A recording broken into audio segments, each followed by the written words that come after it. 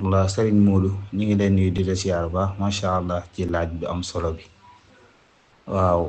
laaj boobu nga laaj muy ñaar rakkay fajar lan mooy sabab bi ci ñu di ko def ak nun koy defee waaye cause bi tax ñu koy def yonent bi sallallahu alayhi wa sallam moo ko digle ba noppi xemmem loo ko xeet bi boo demee ci fiq ñu koy tudd ar raxabatu fil islam mooy li nga xamee ne dañ koo xemmem loo jullit ñi ci diine mu doon ñaar rakka yooyu dong nag yonent bi nag wax ci wax ju rëy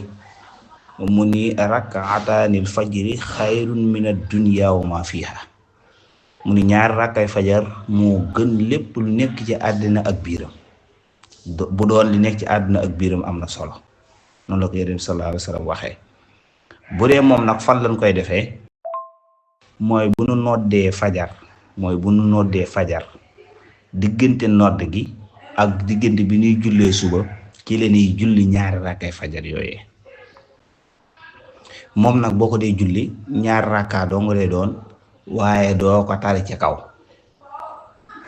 bëgg nañ nag sopp nañ ci yow mi koy julli boo ko dee julli nga tari ca faatiha